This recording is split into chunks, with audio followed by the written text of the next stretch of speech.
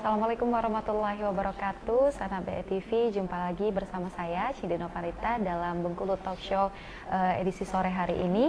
Kali ini kita akan membahas tentang tugas dan fungsi kejaksaan dalam penelusuran aset. Saya sudah bersama narasumber yang luar biasa. Ada di sebelah saya ada Pak Ronald Regianto SHMH. Gimana kabarnya hari ini, Pak? Alhamdulillah baik. Alhamdulillah. Sehat ya? Sehat dan semangat. Semangat. Oke, kita bahas tentang tugas dan fungsi kejaksaan nih Pak dalam penelusuran aset. Sebelum kita bahas lebih dalam lagi, mungkin boleh dikasih tahu nih ke Sana BETV apa sebenarnya tugas dan fungsi dari kejaksaan ini sendiri. Oke.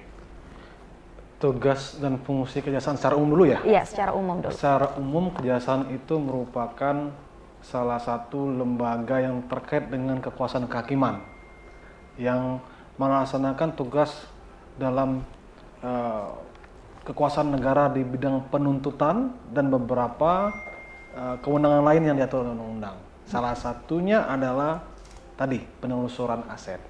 Gitu. Oke, kita mulai masuk nih Pak. Kalau untuk yang dimaksud dengan penelusuran aset nih dalam konteks tugas kejaksaan itu seperti apa? Oke. Jadi sebenarnya penelusuran aset itu merupakan salah satu bagian dari namanya pemulihan aset.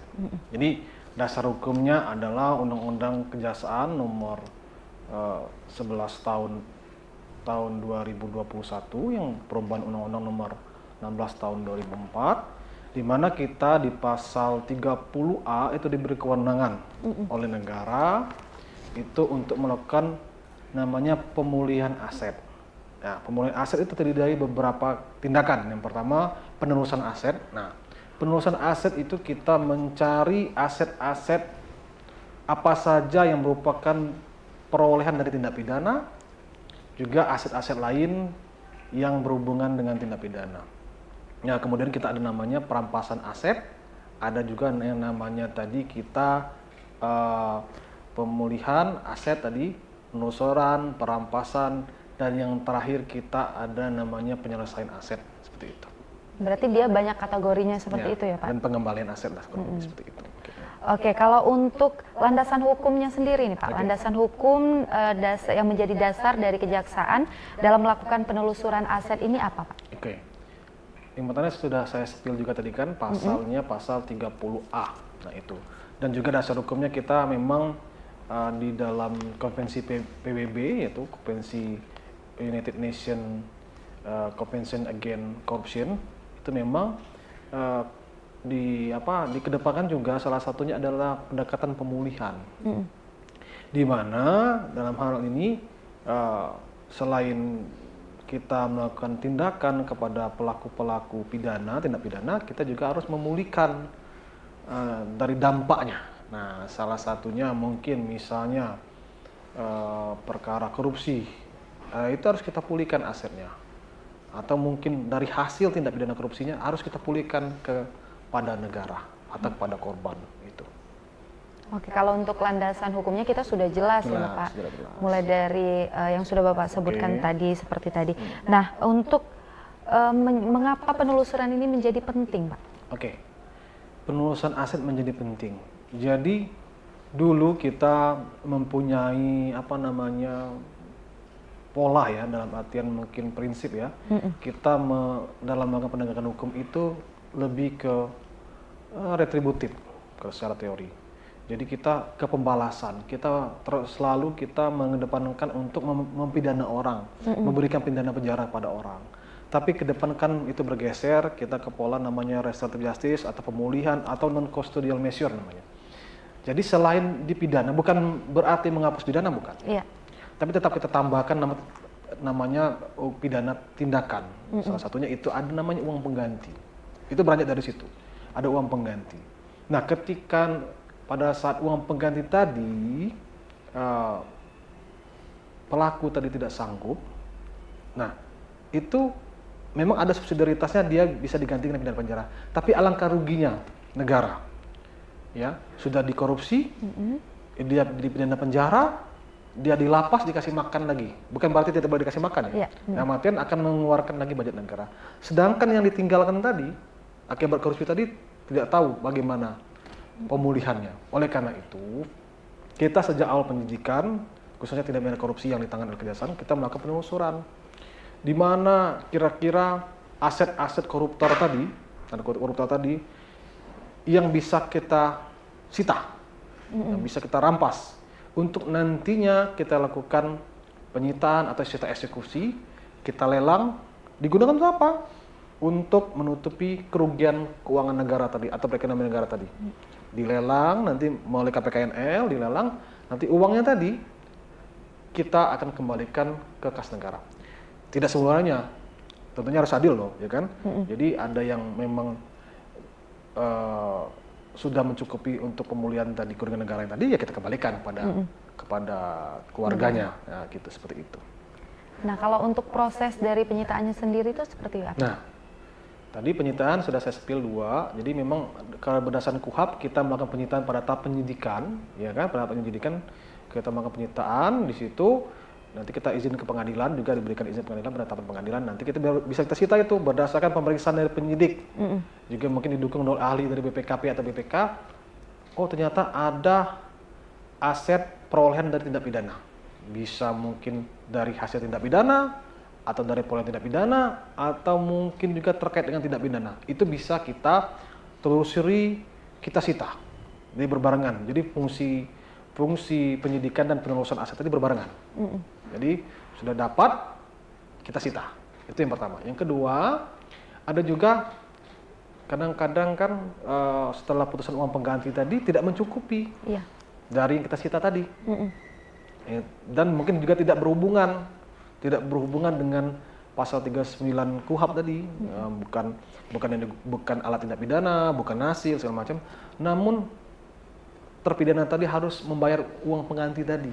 Nah, maka kita diberikan kewenangan dalam pasal 30C huruf G Undang-Undang Kejaksaan itu, kita ada nama sita eksekusi. Nah, sita eksekusi ini setelah terpidana divonis oleh hakim, setelah berkekuatan hukum tetap, ternyata dia tidak bisa membayar uang pengganti, namun kita lakukan penelusuran aset, ternyata ada asetnya. Nah, yang bisa untuk mengganti keuangan negara, itu kita sita dan kita lelang. Udah banyak itu kita lakukan itu.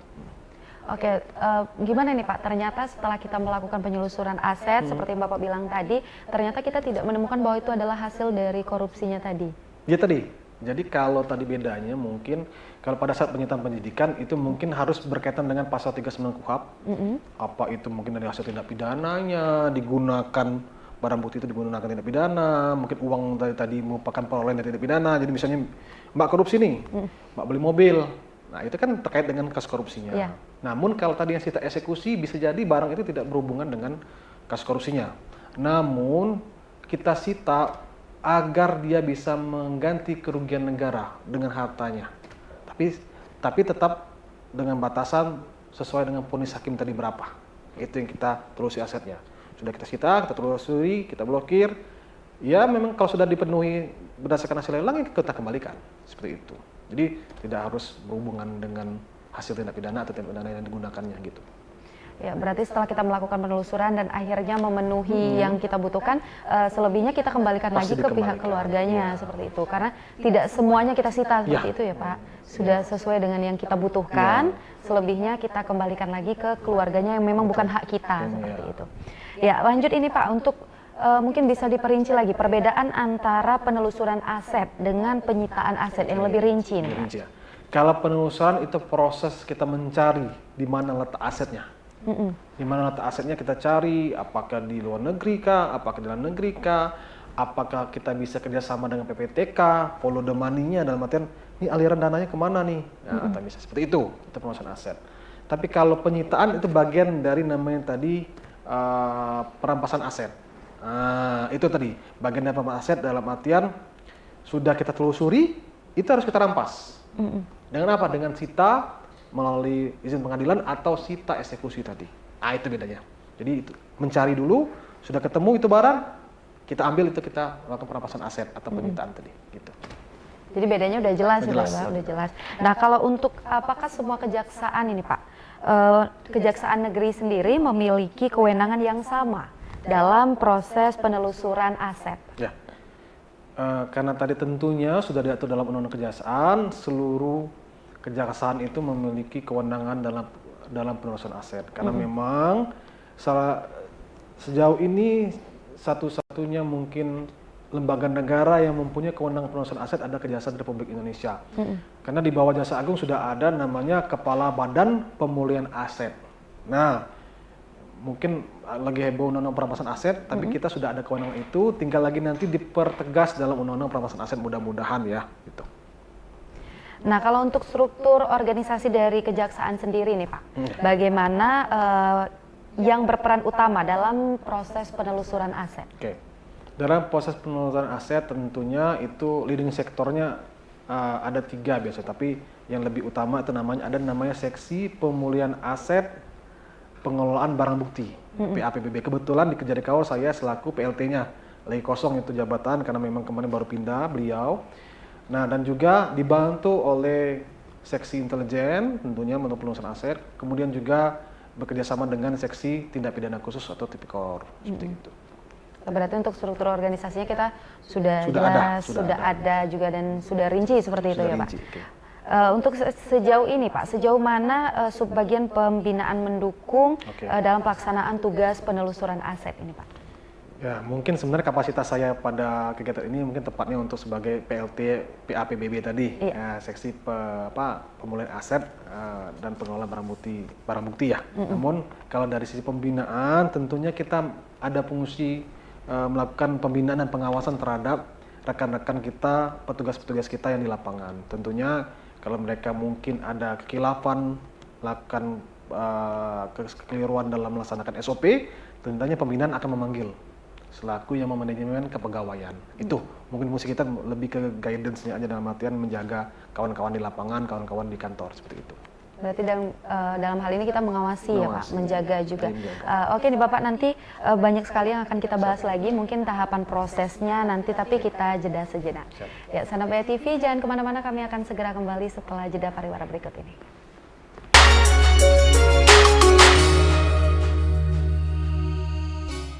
Ya, Sanabaya TV kembali lagi di Bengkulu Talk Show edisi Jaksa Menyapa hari ini, masih bersama saya dan juga Pak Ronald. Kalau tadi kita sudah membahas tentang pengenalan kita Pak, tentang tugas dan juga fungsi, kita beralih sedikit ke pembahasan kita hari ini tentang mekanisme dan penelusurannya ya Pak. Nah, untuk mungkin ini boleh diperluas lagi, diperinci sedikit tentang bagaimana tahapan dari proses penelusuran aset yang dilakukan dari Kejaksaan ini sendiri. Oke, tentunya dalam melakukan penelusuran aset itu kita tentunya ada diskusi internal kita, nanti mungkin ada semacam expose kita di internal, nantinya kita akan sampaikan kepada pimpinan analisa kita di mana letak asetnya, mungkin berapa jumlahnya, dan juga mungkin kita bisa bekerjasama dengan PPATK. Nah, jadi nanti sudah ada analisa atau telaan tadi, nanti mungkin dari kepala kejaksaan negeri Kaur atau kepala kejaksaan negeri di mana saja itu akan menerbitkan surat perintah. Itu sedapat mungkin itu dilakukan berbarengan dengan surat perintah penyidikan, nanti ada juga surat perintah penelusuran aset. Nah, dari surat perintah penelusuran aset itulah kita mulai bergerak kita mencari berdasarkan analisa tadi, baik dari PPATK misalnya, kalau juga dari hasil intelijen kita di lapangan, itu akan kita telusuri. Nah, setelah ada proses tadi, kita temukan titik-titiknya di mana, tentunya kalau sudah masa tahap penyidikan, kita lakukan penyitaan. Kemudian kita minta izin ke pengadilan juga, melakukan penetapan. Setelah itu kita proses ke penuntutan.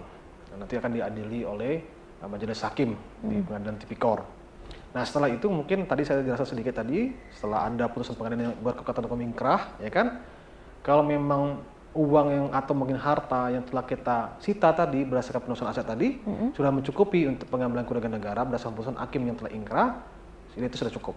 Namun misalnya nanti ada kekurangan, kita akan melakukan penelusuran aset kembali, informasi kembali apakah ada nggak harta-harta koruptor tadi, terpidana tadi yang bisa kita lakukan sita eksekusi namanya. Nah, setelah eksekusi nanti, kita tidak melakukan eksekusi, jangan nanti bilang kejaksaan melelang langsung, atau mungkin, makanya ini banyak juga di masyarakat, mungkin itu sudah uang sebanyak itu sudah disita, mobil motor itu sudah disita, itu kemana nanti? Enggak, itu nggak bakal kita jual langsung, enggak, itu pasti ada mekanismenya, salah satunya ada kita melibatkan KPKNL.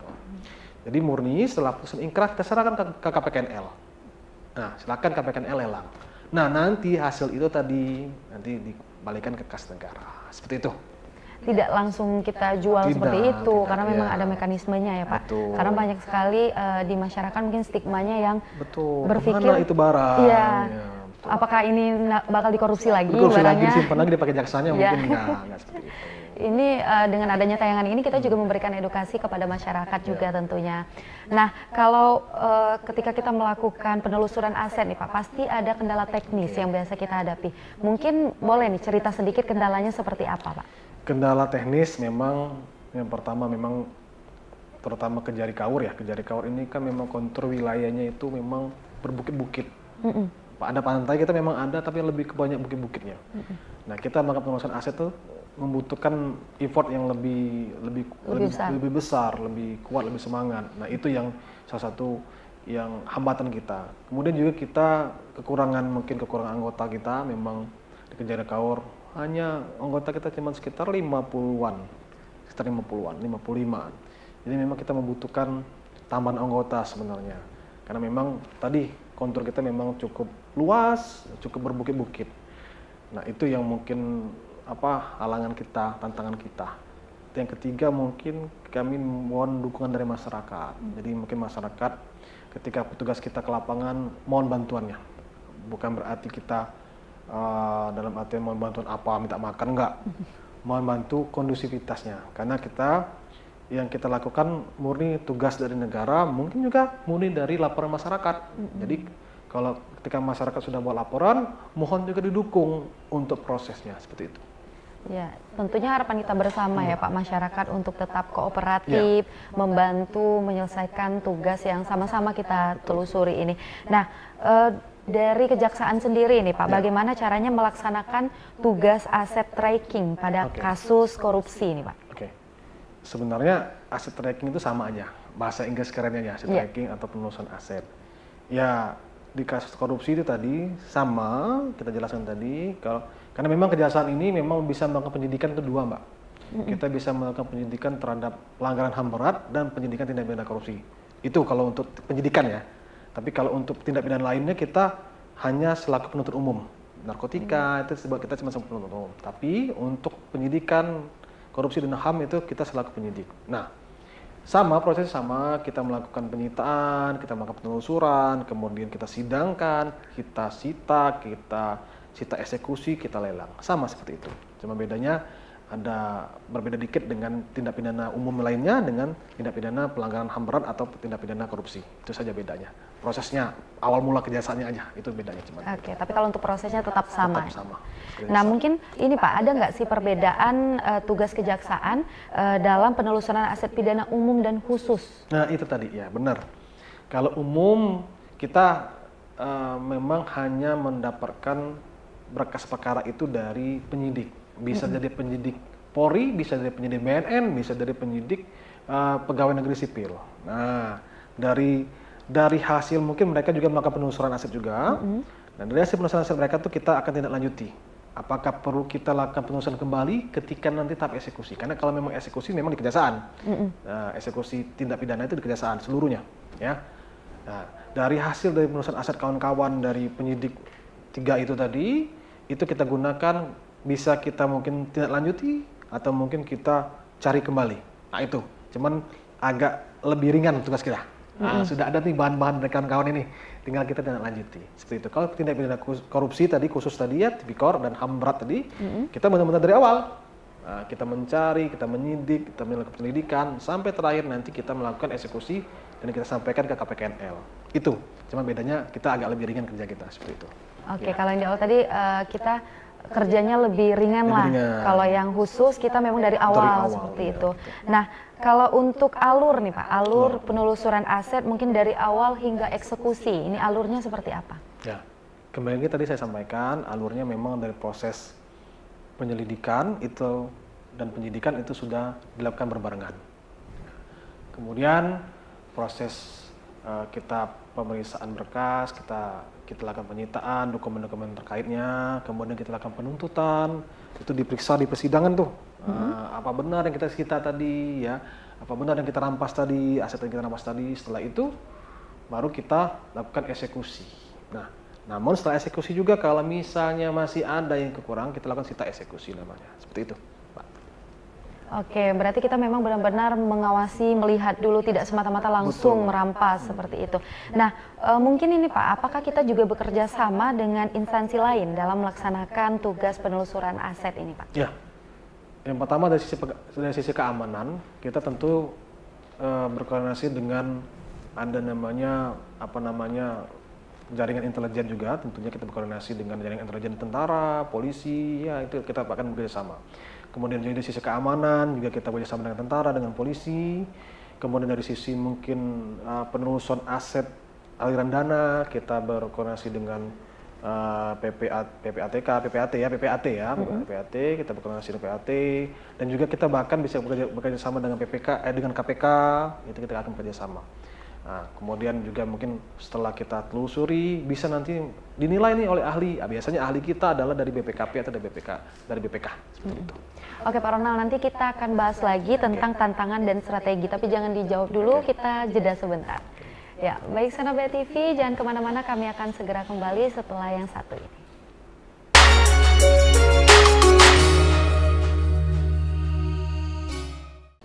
Ya, Sanabea TV kembali lagi di Bengkulu Talk Show edisi Jaksa Menyapa hari ini, masih bersama saya dan juga Pak Ronald. Nah, kalau tadi kita sudah bahas nih Pak tentang apakah kejaksaan ini bekerja sama dengan instansi-instansi lain dalam penelusuran aset. Nah, kali ini kita beralih sedikit ke peran teknologi nih Pak. Apakah peran teknologi dan digitalisasi ini mempengaruhi atau mempermudah proses penelusuran aset ini? Sangat mempengaruhi kita. Contohnya misalnya sekarang kita banyak kasus yang dari pusat nih, contohnya kasus terkait dengan penggunaan lahan yang ilegal ya. Mungkin lahan hutan kita yang hutan lindung kita dipakai oleh oknum-oknum yang tidak bertanggung jawab, itu sangat kita menggunakan teknologi. Kita kerjasama juga dengan BPN, ya, Badan Pertanahan Nasional, itu menggunakan teknologi tentunya. Tidak mungkin kita melihat cakupan yang sangat luas tidak menggunakan teknologi. Itu tentu menggunakan teknologi, pemetaan, mungkin juga drone kita lihat apakah benar ini dugaan yang disalahgunakan, lahan yang disalahgunakan, ya kan, yang dikorupsi, yang digunakan oleh perusahaan-perusahaan atau oknum yang tidak bertanggung jawab, itu pasti kita menggunakan teknologi. Tentunya seperti itu. Dan juga mungkin kita melakukan beberapa hal yang secara rahasia kita menggunakan teknologi. Itu pasti tentunya itu. Berarti untuk kecanggihan teknologi ini sangat membantu ya sangat Pak? Membantu. Dalam Sangat kita membantu. penelusuran aset. Karena selain dengan bantuan masyarakat juga, tentunya kita dengan bantuan teknologi yang serba canggih saat ini. Nah, untuk indikator sendiri nih Pak, indikator keberhasilan dalam proses penelusuran aset yang dilakukan di Jaksaan itu seperti apa indikatornya? Indikatornya tentunya itu pemulihan kerugian keuangan negara atau pemulihan kerugian yang dialami oleh korban. Nah, seperti itu. Itu indikator kita. Ketika itu bisa dilakukan pemulihan, maka itu indikator keberhasilan dalam penelusuran aset. Menurut saya seperti itu. Berarti kita sendiri pun juga memiliki indikatornya tersendiri dalam keberhasilan. Nah, untuk strategi nih Pak, strategi kejaksaan dalam menghadapi upaya pelaku yang mungkin sering menyamarkan asetnya ini Pak. Oke. Strategi kita kalau ada pelaku menyamarkan aset, itu tadi kita ya tetap kita lakukan penyelidikan ya secara komprehensif. Kita apalagi kalau uang itu mudah-mudahan itu sangat bisa kita kejar meskipun sudah beralih uangnya. Kalau aset kita juga sudah misalnya aset berupa barang bergerak yang ditutup-tutupi, biasanya kita kerjasama dengan perusahaan-perusahaan yang memang mereka juga terikat dalam undang-undang tindak pidana pencucian uang. Itu mereka harus berperan aktif. Nah, melaporkan aset-aset yang mereka anggap mencurigakan. Misalnya, contohnya seperti ini. Contohnya, Mbak nabung di bank. Dari profil Mbak itu, ya mohon maaf misalnya, kita cuman pegawai biasa misalnya, kayak saya lah ya, kayak saya pegawai biasa. Tapi ternyata saya nabung di bank itu Ratusan juta. 1 miliar satu bulan, kan itu kan nggak mungkin. Nah, itu yang kita pasti dari rekan-rekan bank itu mereka ada kewajiban untuk secara aktif melaporkan itu ke PPATK, atau ke penegak hukum yang ada di wilayah hukum masing-masing, seperti itu.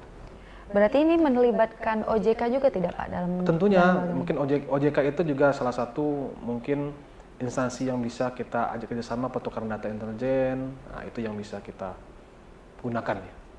Oke, kita beralih sedikit ke KAUR ini Pak. Mungkin ada yang bisa Bapak ceritakan kasus di wilayah KAUR atau di Bengkulu ini yang menunjukkan keberhasilan penelusuran aset khususnya oleh Kejaksaan. Oke, kalau di wilayah KAUR kita memang sedang melakukan beberapa penyidikan, juga ada beberapa penelusuran aset yang telah kita lakukan, ada beberapa bidang tanah. Nah itu mungkin tidak bisa saya sebutkan ya, tapi ada beberapa bidang tanah setelah kita lakukan penelusuran aset, sudah kita dapatkan, sudah kita lakukan penyitaan, seperti itu. Berarti memang ada ya Pak? Ada. Dan sudah berhasil kita? Sudah berhasil kita amankan, kita pasang pelang gitu. Sudah kita pasang pelang tandanya. Tandanya. Oke, kalau untuk ini Pak, upaya dari kita sendiri untuk memastikan agar penelusuran aset ini tidak mengganggu hak masyarakat lain nih Pak, yang memang tidak terkait dengan perkara. Betul. Ya, memang kita butuh kehati-hatian benar ya. Tentunya penelusuran aset itu perlu kehati-hatian, perlu kerjasama dari seluruh stakeholder dari masyarakat, karena nantinya kita tidak mau kita melakukan penegakan hukum tetapi kita melanggar hak orang. Nah, jadi memang kita harus berhati-hati, kuncinya seperti itu ya. Ada SOP yang kita harus terapkan seperti itu. Intinya kehati-hatian itu harus tetap kita terapkan. Nah, mungkin ini ketika menjadi tersangka pasti dia ada perlawanan hukum yang dia lakukan. Bagaimana dari Kejaksaan sendiri menghadapi atau menyikapi perlawanan hukum dari tersangka ini, Pak? Oke, silakan saja dari para tersangka melakukan perlawanan hukum, itu memang hak-hak mereka. Bahkan tersangka itu ada hak untuk berbohong, silakan saja. Namun kita tentunya pasti akan adanya upaya-upaya kita. Contohnya di pra peradilan kita pasti akan melakukan upaya perlawanan. Ada juga kita misalnya ketika kita sudah putus di pengadilan negeri, kita bisa ada upaya banding. Ketika mereka banding, kita juga banding. Nah, seperti itu. Tentunya kita ada perlawanan yang kita lakukan sesuai dengan hukum acara yang berlaku. Gitu. Berarti untuk perlindungan hukum mereka juga berhak mendapatkan itu. Berhak, itu memang hak mereka untuk melakukan perlawanan. Misalnya tadi mereka bisa pra peradilan, mereka juga bisa banding, mereka juga bisa kasasi, bahkan mereka bisa PK, itu kan, itu peninjauan kembali. Tapi kita tetap dengan bukti-bukti kita. Kita tetap pertahankan bukti-bukti kita, karena prinsipnya kan siapa yang mendalilkan itu yang harus membuktikan. Ya seperti itu. Nah gimana nih Pak, misalnya asetnya sudah dipindahkan ke pihak ketiga ini Pak. Apa yang dilakukan jika memang aset ini sudah dipindahkan ke pihak ketiga, Pak? Yang pasti kalau sudah dipindahkan ke pihak ketiga, yang pertama kita akan telusuri, kita akan rampas kembali. Yang kedua, kita lihat keterlibatan pihak ketiga tuh. Dia mengetahui nggak, atau dia patut menduga nggak itu hasil dari tindak pidana atau diperoleh dari tindak pidana. Kalau dia terlibat, ya tentunya dia bisa jadi tersangka juga. Itu seperti itu. Bahkan kasusnya bisa melebar seperti itu. Iya, bisa kita kembangkan, ya itu keterlibatannya. Karena kan memang ada namanya istilah money laundry. Bukan money uang dicuci, nah itu bukan. Tapi memang itu dia pindah-pindahkan uang hasil korupsi tadi dibelinya mobil. Dan kan pernah lihat kan mobil yang di depan kantor kita yang bagus-bagus itu, nah itu salah satunya mungkin ya seperti itu. Ada juga mungkin dibeliin tanah juga dijual lagi seperti itu. Berarti sudah berkembang kemana-mana nih? Iya, kalau seperti itu udah berkembang, pas kita kembangkan. Oke, nah untuk langkah nih Pak, langkah pencegahan yang dilakukan agar aset hasil tindak pidana ini tidak mudah dialihkan tadi, seperti itu. Yang pertama tadi yang sudah kita lakukan, yang pertama sudah kita rampas, kita sita, kita data, kita lakukan mungkin semacam kita pelang dan juga kita lakukan pemblokiran. Kalau misalnya terjadi curiga, kita akan dialihkan, dan tentunya kita kerjasama dengan pihak bank ya itu tadi. Tapi sejauh ini pihak bank itu kooperatif untuk mendukung. Sangat kooperatif mendukung kita. Berarti ini mempermudahkan kita ya Pak, betul. Apalagi dari elemen masyarakat yang kooperatif, kemudian juga dari tersangka yang tidak terlalu banyak melawan ketika sudah ditetapkan sebagai tersangka. Ini tentunya mempermudahkan kita ya Pak. Oke, mungkin nanti kita akan bahas lagi nih Pak, di segmen terakhir ada harapan dan pesan Bapak ke depannya. Tapi ditahan dulu, kita jeda sejenak. Ya, baik sahabat BTV, jangan kemana-mana, kami akan segera kembali setelah jeda pariwara berikut ini.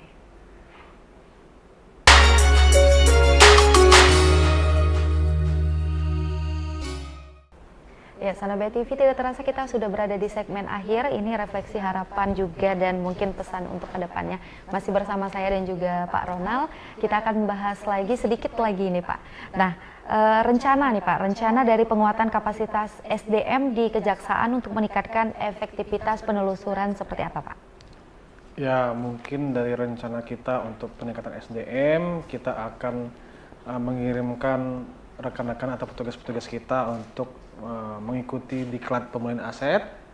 Nah, itu tentunya nanti akan meningkatkan kapasitas dari rekan-rekan petugas di lapangan ataupun rekan-rekan yang melakukan proses administrasi seperti itu. Berarti kita akan melakukan mengikuti sertakan kawan-kawan pelatihan seperti itu di Badan Diklat Kejaksaan tentunya. Supaya lebih paham lagi ya Pak? Supaya lebih paham, lebih meningkat lagi performanya seperti itu. Iya. Nah, untuk makna penelusuran aset bagi tegaknya hukum di Indonesia menurut pendapat Bapak sendiri seperti apa Pak? Apa tadi? Ulang lagi? Makna penelusuran aset. Oke, makna. Jadi secara garis besar tujuan hukum itu ada 3. Yang pertama keadilan, ya. Kemudian adanya kepastian hukum. Nah, harus ada pasti hukum itu harus ada akhirnya, harus adil.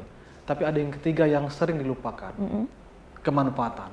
Nah, itulah filosofi dari penelusuran aset atau perampasan aset. Jadi tujuan hukum yang ketiga ada pemanfaatan. Jadi penegakan hukum itu harus bertujuan memberikan kemanfaatan. Nah, jadi dari tadi kita lakukan penyidikan, penuntutan, penyitaan, apa sih untungnya dari negara? Nah, negara sudah rugi nih, apa manfaat bagi negara? Dengan adanya penelusuran aset tadi, kerugian negara dipulihkan, atau mungkin dari tindak pidana umum kerugian dari korban dipulihkan. Dari sisi itu ada pendidikan bagi pelaku, ada juga pemulihan bagi korban yang dirugikan. Itu menurut saya. Dengan tidak merugikan pihak lain ya, Iya, seperti tentunya itu. itu. Ya, Pak? Nah, untuk bentuk edukasi nih Pak atau sosialisasi kepada masyarakat terkait pentingnya mendukung proses penelusuran aset ini seperti apa? Oke. Tentunya dalam penegakan hukum itu ada namanya culture of law atau budaya hukum. Nah, budaya hukum itu sangat penting. Budaya hukum ini merupakan fungsi dari masyarakat ya.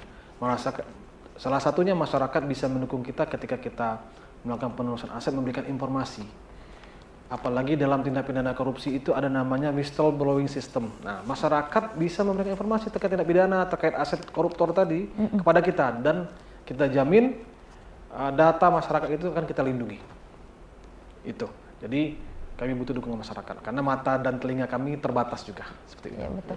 Mungkin boleh nih Pak sekalian memberikan himbauan kepada masyarakat mungkin yang memang sudah tahu tapi memilih untuk diam saja karena takut ini. Karena biasanya ya Pak, yang berhubungan dengan kejaksaan ini agak sedikit ngeri di telinga masyarakat ini Pak. Oke, imbauan kepada masyarakat, kami dari Kejaksaan Negeri Kaur, kami berharap kerjasamanya dan dukungan dari masyarakat dalam proses pemberantasan tindak pidana korupsi, khususnya dalam penelusuran aset. Kita di Kejaksaan Negeri Kaur sudah sangat terbuka dalam melakukan pelayanan terhadap masyarakat. Terutama di Kejari Kaur, kita memberikan fasilitas pelayanan publik yang cukup baik.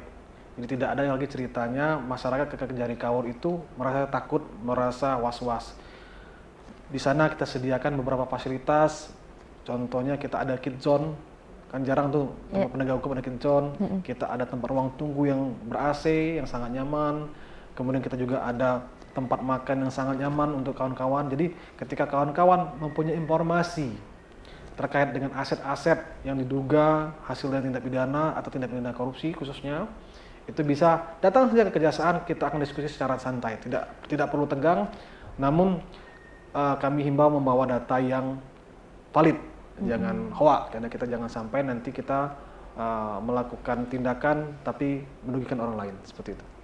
Berarti untuk proses misal Pak kita menjadi masyarakat ketika mengetahui ada kasus korupsi, proses yang paling awal yang harus kami lakukan ketika akan datang ke kejaksaan itu apa Pak? Jadi kita ada dua. Yang pertama bisa langsung datang ke namanya pos pengaduan masyarakat kita di PTSP kita, bisa langsung datang ke sana. Silakan buat laporan pendahuluan boleh, atau langsung lengkap datanya silakan datang. Atau mungkin bisa melalui beberapa program kami melalui internet, itu ada namanya Jaksa Care. Nah, Jaksa Care itu masyarakat bisa melakukan pengaduan melalui via internet dengan bisa chatting ya melalui jasa care atau langsung video call dengan jaksanya atau petugas yang sedang piket, itu segera mau laporan pendahuluan mungkinnya ya. Via video call seperti Bisa Pak? video call.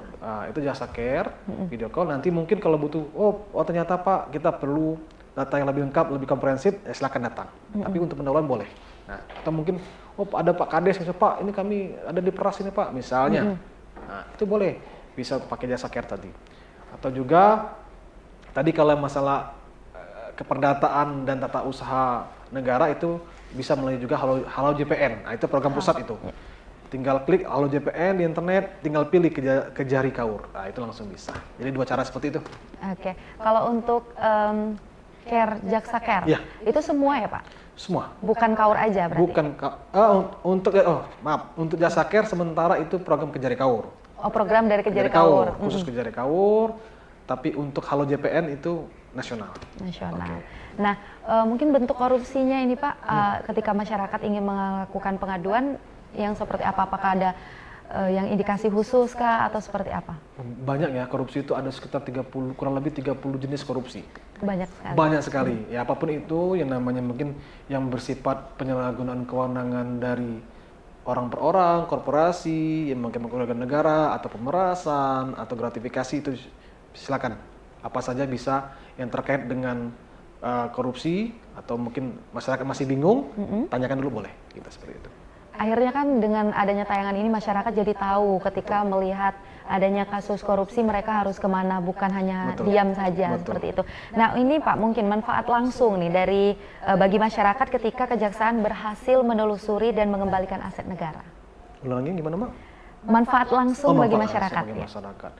Kalau manfaat langsung dari masyarakat, yang pertama masyarakat itu teredukasi lah ya, mana hasil tindak pidana, mana yang benar-benar hak dari orang per orang. Jadi contoh misalnya masyarakat, kadang-kadang masyarakat itu tergiur dengan harga murah, misalnya tanah harga murah. Iya. Ternyata itu hasil dari tindak pidana korupsi. Nah, dengan masyarakat yang care, masyarakat yang peduli, akhirnya itu bisa kita cegah. Dan juga masyarakat yang sudah mengetahui itu tidak dalam artian menjadi aman, menjadi safety. Karena kalau misalnya dia terlibat, misalnya membeli tanah hasil korupsi tadi, ya bisa jadi menjadi turut serta atau bagaimana, atau mungkin terlibat dalam perkara korupsi tersebut. Itu manfaat dari masyarakat ya.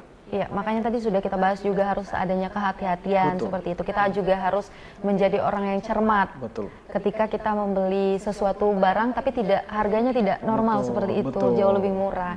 Nah, ini Pak, Kejaksaan sendiri dalam menjaga integritas agar penelusuran aset tetap objektif dan juga transparan. Yang pertama, kita untuk menjaga integritas, kita sudah membentuk yang namanya unit pengawasan intern pemerintah dan juga unit anti gratifikasi. Itu sistem itu dibentuk, ditunjuk beberapa orang eselon 4, termasuk saya, Kasih Babin, kemudian ada juga Kasih Pitsus, sekaligus Kasih Intel, kemudian juga ada Kasih Pidum. Nah, kemudian yang terakhir kita ada namanya whistleblowing system. Itu sangat menjaga aparat-aparat kita kalau misalnya juga melakukan hal-hal yang tidak baik. Nah, itu bisa silakan dilaporkan. Yang terakhir ada juga yang namanya SP4 Lapor. Itu program semacam dia sama juga seperti jasa care, tapi dia mungkin lebih hanya teks ya. Kalau kita bisa video call, itu bisa melaporkan pelayanan publik. Ya, jadi itu kita bisa menjaga integritas dan akuntabilitas dalam melaksanakan tugas kita, terutama dalam penelusuran aset. Oke, terakhir ini Pak, pesan yang ingin Bapak sampaikan kepada masyarakat Kaur mungkin khususnya agar lebih memahami dan mendukung tugas kejaksaan dalam penelusuran aset. Oke, untuk masyarakat Kaur, silakan datang ke Kejari Kaur, apapun itu permasalahannya yang berkaitan dengan hukum, kami akan coba melayani masyarakat dengan baik. Karena prinsipnya adalah kenali hukum, jauhi hukuman. Seperti itu. Kenali hukum, jauhi hukuman. Oke. Bapak senang sekali rasanya saya bisa mengobrol dan memberikan pengetahuan tentunya khususnya untuk saya dan juga sanak BETV yang sedang menonton, akhirnya menambahkan pengetahuan dan juga wawasan bersama. Tapi untuk ngobrol lebih lanjut, kita terbatas waktu ini Bapak. Ya. Ya baik, sahabat BTV, dari perbincangan saya dan Pak Ronald tadi, akhirnya kita menemukan bahwa kita mengetahui bahwasanya penelusuran aset itu adalah salah satu fungsi vital kejaksaan yang memang untuk memastikan bahwa hasil dari tindak pidana tidak dinikmati oleh pelaku, melainkan dikembalikan kepada negara atau pihak yang memang sudah berhak dalam hal tersebut.